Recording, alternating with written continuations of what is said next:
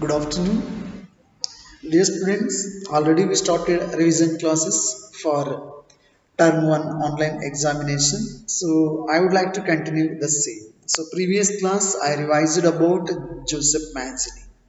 Then today's class we are going to once again learn about the age of revolution, the romantic imagination and national feeling, and also we are going to learn about the hunger, hardship, and popular revolt. Okay, see, let us start to discuss about the age of revolutions in 1830 to 1848. 1830 to 1848. See, dear students, during this time, we all of you knows that as conservative regimes tried to consolidate their power. That means, so once again, the monarchical powers or the monarchies, okay, or the conservatives. So they were once again tried to consolidate their power. Then the same time liberalism and nationalism so came to be increasingly associated with revolutions in many regions of Europe. And at the same time, so when the conservatives regimes, so they were trying to consolidated their power, and liberalism and nationalism came to be increasingly associated with the revolution in many regions of Europe, such as the especially Italian and German states. So where we can see especially Italy and German states. See, the provisions of Ottoman Empire, Ireland and Poland. So ಇವೆಲ್ಲ ಕಡೆ ನಾವು ಆ ಒಂದು ಒಂದು what ever we learn so ಆ ಒಂದು ಸಂಗತಿಯನ್ನು ನಾವು ಗಮನಿಸ್ತೀವಿ. ಸೊ ಇಟಾಲಿಯನ್ ಸ್ಟೇಟಸ್ ಅಲ್ಲಿ, ಜರ್ಮನ್ ಸ್ಟೇಟಸ್ ಅಲ್ಲಿ, ಆಟೋಮನ್ ಎಂಪೈರ್ ಅಲ್ಲಿ, ಅದ್ರ ಜೊತೆಗೆ ಐರ್ಲೆಂಡ್ ಮತ್ತೆ ಪೋಲ್ಯಾಂಡ್ ಅಲ್ಲಿ ಈ ಒಂದು ಎಲ್ಲ ಬೆಳವಣಿಗೆಗಳನ್ನ ನಾವು ಕಾಣ್ತೀವಿ. See these the revolutions were led by liberal nationalist belongings to the educated middle class elite. So ಇಲ್ಲಿ ವಿಶೇಷವಾಗಿ ಗಮನಿಸಬೇಕಾದಂತಹ ಸಂಗತಿ ಅಂತ ಹೇಳಿದ್ರೆ, ಸೊ ಈ ಒಂದು ರೆವಲ್ಯೂಷನ್ಸ್ ಕ್ರಾಂತಿ ವಿಚಾರಗಳು ಅಥವಾ ಕ್ರಾಂತಿಕಾರರು ಸೊ ಯಾರು ಅಂತ ಹೇಳಿದ್ರೆ ಮುನ್ನಡೆಸಿದ್ದು ಅಂತಂದ್ರೆ ಲಿಬರಲ್ ನ್ಯಾಷನಲಿಸ್ಟ್. ಸೊ ಎಸ್ಪೆಷಲಿ ಅವರು ಯಾರು, especially they are belongs to educated middle class, educated middle class elite. ಅವರು ಎಜುಕೇಟೆಡ್, ಸೊ ಈ ಎಜುಕೇಟೆಡ್ ಕ್ಲಾಸ್ ಪೀಪಲ್ ಅಂತಂದಾಗ, ಎಜುಕೇಟೆಡ್ ಕ್ಲಾಸ್ ಎಲೈಟ್ ಅಂತ ಹೇಳಿದಾಗ ಮಕ್ಕಳ, so including there are many professors, teachers, school teachers and also clerks and also the members of the commercial middle classes, ಇವರು ಎಲ್ಲರೂ ಸೇರ್ಕೊಂಡು ಮಕ್ಕಳ. So the totally the revolutions were led by the educated middle class elite. Got it, dear students? So, the first upheaval took place in France in 1830 of the month of July. So ಯಾವಾಗ first ಈ ಒಂದು ನಾವು ಕಾಣಿಸ್ತೀವಿ ಅಂತಂದ್ರೆ France ಅಲ್ಲಿ July 1830 ನಾವು ನೋಡ್ತೀವಿ. What happen in the month of July 1830 in France? See, the Bourbon kings who had been restored to power, the conservating reaction after 1850. You know, we often knows that. So after the Treaty of Vienna Congress, after the defeat of the Napoleon Bonaparte, so once again in the month of July 1830, the Bourbon kings so who had been restored to power during the conservative reactions after the 1850. See, they were now overthrown by the liberal revolutionaries. So, 1813 ಏನಾಗುತ್ತೆ, Bourbon Kings once again they were restored after 1850 because we know the result of the Treaty of Vienna Congress. So, now what happened? So, these once again the Bourbon dynasty so overthrown by liberal revolutionaries who installed a constitutional monarchy with Louis Philippe at its head. So ಏನಾಗುತ್ತೆ ಮಕ್ಕಳ, so ಅದನ್ನ ಮತ್ತೆ ಕಿತ್ತು ಹೋಗಿದ್ದಾರೆ, ಕಿತ್ತು ಹೋಗ್ದು constitutional monarchy ಅನ್ನ ಜಾರಿಗೆ ತರ್ತಾರೆ.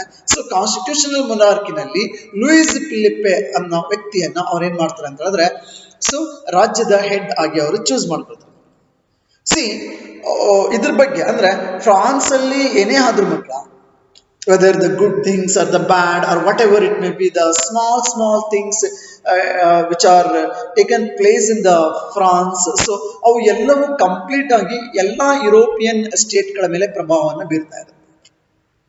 ಯಾವುದೇ ಒಂದು ಸಣ್ಣ ಸಣ್ಣ ವಿಚಾರ, ರಾಜಕೀಯವಾಗಿ, ಆರ್ಥಿಕವಾಗಿ, ಸಾಮಾಜಿಕವಾಗಿ, ಯಾವುದೇ ಕ್ಷೇತ್ರದಲ್ಲಿ ಕ್ರಾಂತಿ, ಎಲ್ಲಾ ವಿಚಾರಗಳಲ್ಲೂ ಎಲ್ಲಾ ಕ್ಷೇತ್ರಗಳಲ್ಲೂ ಫ್ರಾನ್ಸ್ ಅಲ್ಲಿ ಏನೇ ಸಣ್ಣ ಪುಟ್ಟ ಬದಲಾವಣೆ ಆದರೂ ಸಹ ಅದು ಕಂಪ್ಲೀಟ್ ಆಗಿ ಇಡೀ ಯುರೋಪ್ ಸ್ಟೇಟ್ಸ್ ಗಳ ಮೇಲೆ ಪ್ರಭಾವವನ್ನು ಬೀರುತ್ತೆ ಮಕ್ಕಳ. ಸೊ ಅದಕ್ಕೋಸ್ಕರನೇ ಏನ್ ಹೇಳ್ತಾರೆ ಅಂತ ಹೇಳಿದ್ರೆ, I think you all knows that so one of the famous the character was actually the chancellor of Austria, Duke Metternich, was described the Joseph Mazzini as the most dangerous enemy of our social order ಅಂತ ಯಾರು ಹೇಳಿದ್ರಲ್ಲ. So ಅವರು ಈ France country ಬಗ್ಗೆ ಬಹಳ ಚಂದದ ಒಂದು quotation ಅನ್ನ ಹೇಳ್ತಾರೆ. So according to Duke Metternich, ಅವ್ರು ಎಷ್ಟು ಚಂದ ಹೇಳ್ತಾರೆ ಅಂತ ಹೇಳಿದ್ರೆ, when France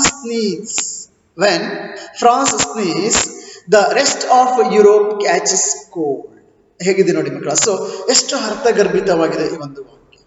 when France sneeze the rest of Europe catches cold. Actually, it was remarked by Duke Metternich, who was the Chancellor of Austria. ಅದರ ಅರ್ಥ, ಸೊ ಇಲ್ಲಿ ನೋಡಿ ಮಕ್ಕಳು, ವೆನ್ ಫ್ರಾನ್ಸ್ ಸೊ ಜಸ್ಟ್ ಒಂದು ಸೀನ್ ಬಂದರೆ ಸಾಕು, so the entire Europe it is going to be catches cold. ಇಡೀ ಯುರೋಪ್ನಾದ್ಯಂತ ಸೊ ಕೋಲ್ಡ್ ಶುರು ಆಗುತ್ತಂತ ಮಕ್ಕಳ. ಸೊ ಎಷ್ಟು it's really the beautiful the word which was actually remarked by the Duke Metternich about the France country. So when France sneezes, the rest of Europe catches cold. ಅದರ ಅರ್ಥ, whatever the changes happening in the France, that is going to be affected throughout the European states. So that's what Metternich was so remarked like this about the France. So once again I would like to repeat, when France sneezes, the rest of Europe catches cold. The July Revolution sparked an uprising in Brussels which led to Belgium breaking away from the United Kingdom of the Netherlands. So in the month of July, what happened? The revolution, the July Revolution, ಏನಾಯ್ತು ಅಂತ ಹೇಳಿದ್ರೆ ಮಕ್ಕಳ, so Brussels which led to Belgium breaking away from the United Kingdom of the Netherlands. So yeah, United Kingdom of Netherland ಇಂದ Belgium separate ಆಗಲಿಕ್ಕೆ ಒಂದು ಕ್ರಾಂತಿಯ ಕಿಡಿಯನ್ನ ಅದು ಹಚ್ಚುತ್ತೆ. So the same way dear students, an event that mobilized nationalist feelings among the educated elite across Europe was, that is about the Greek War of Independence. The Greek War of Independence. So what happened in this Greek War of Independence?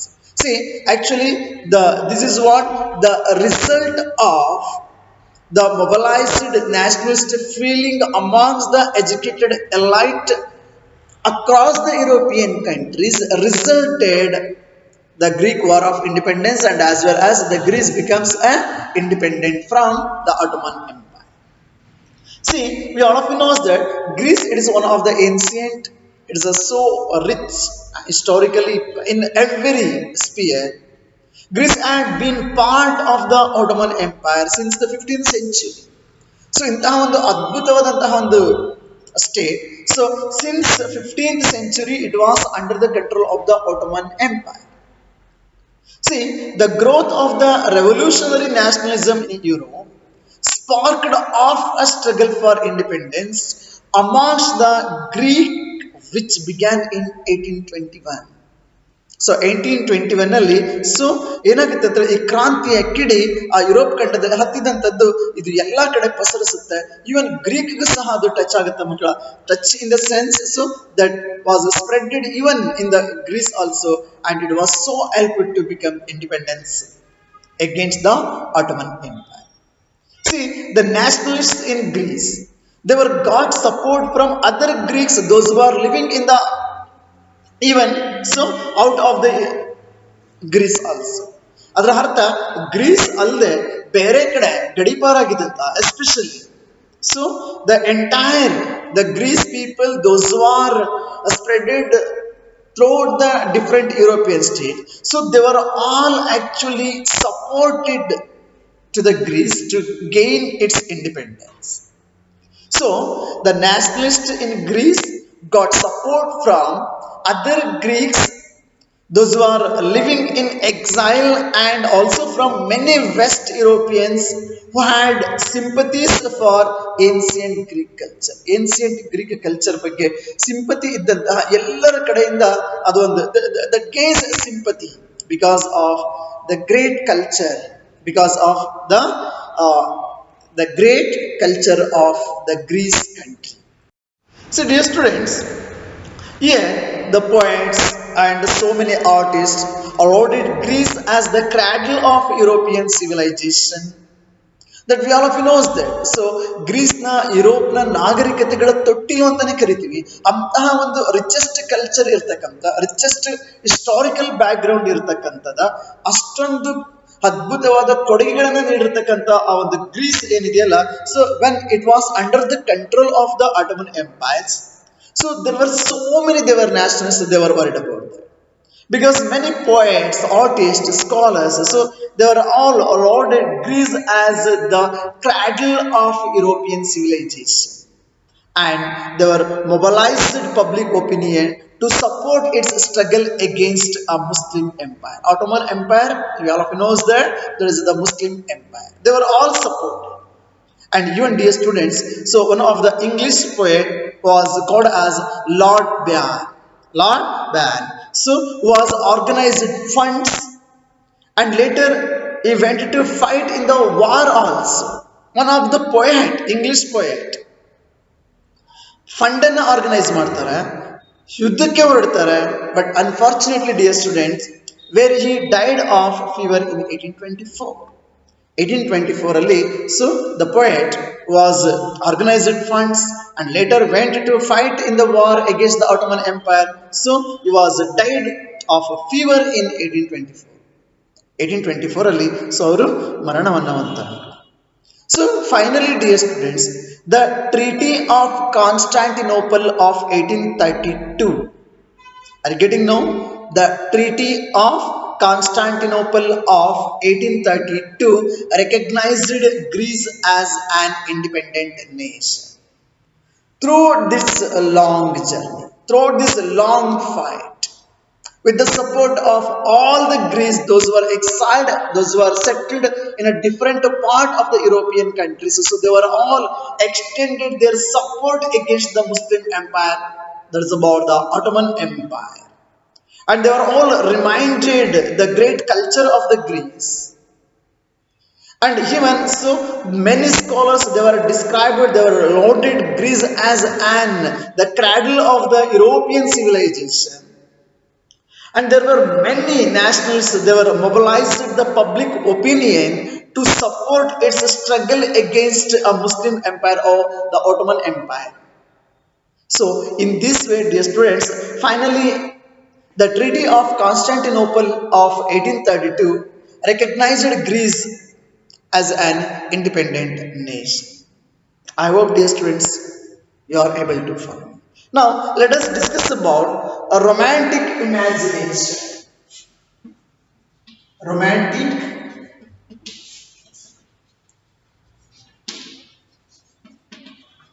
imagination or romanticism.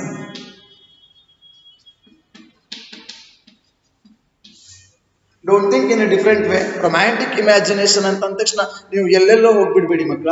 So here, for what we used to call as a romanticism. See, romanticism means a cultural movement. ಬಹುಶಃ ನೀವು ವಿಚಾರ ಮಾಡ್ತಿದ್ರಲ್ಲ, ಅಥವಾ ಅಯ್ಯೋ ಏನು sir is going to expand about romantic imagination, not like that dear students.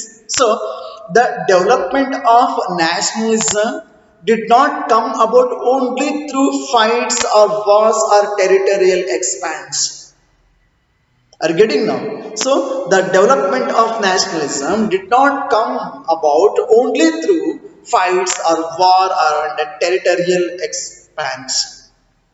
So even the culture also played an important or vital role in creating the idea of the nation. Are you getting now? So the culture also played a vital role in creating the idea of the nation, art and poetry. What else? There are so many things.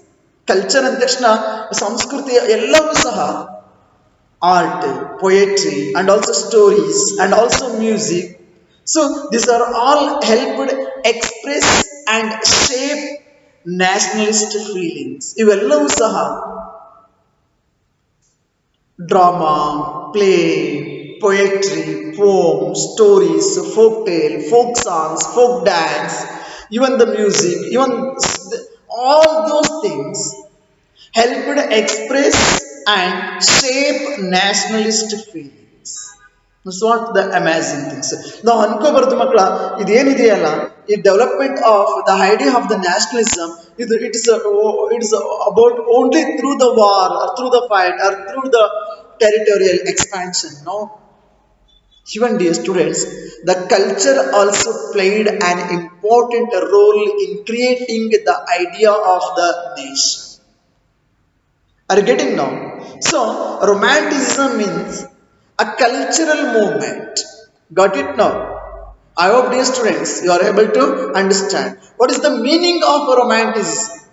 Romanticism means a cultural movement which sought to develop a particular form of nationalist sentiment. Are you getting now? So, romanticism is a cultural movement which sought to develop a particular form of national sentiment. Romantic artists and poets generally criticized the glorification of reason and science. That we have to keep in our mind. So, the romantic artist and even the poets, so generally they were all criticized the glorification of reason and science.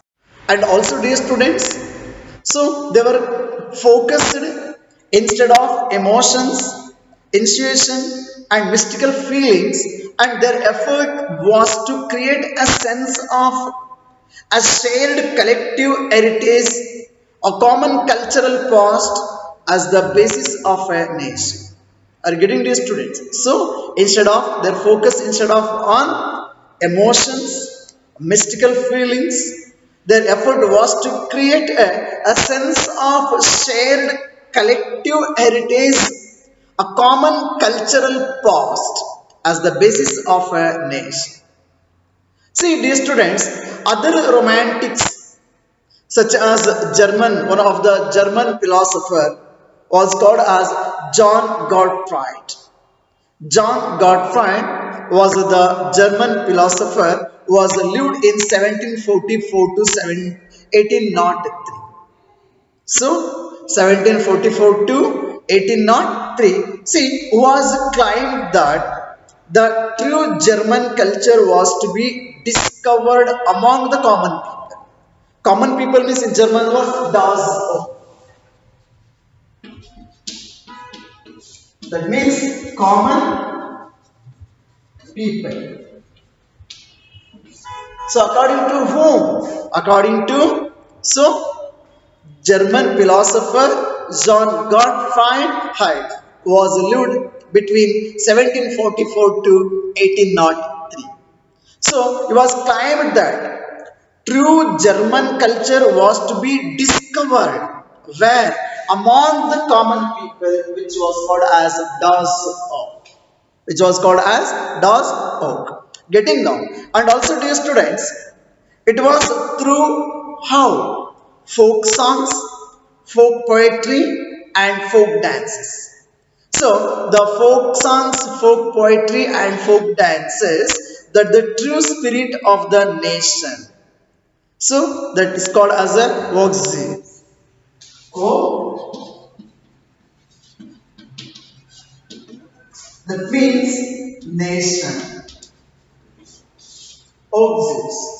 What we call the folklore. So, it is including folk songs, folk poetry, and folk dances that the true spirit of the nation.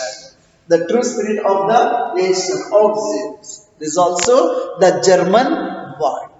See, here he was collecting and recording these forms of folk culture, and he was believed that it was essential to the project of nation building. Are you getting dear students?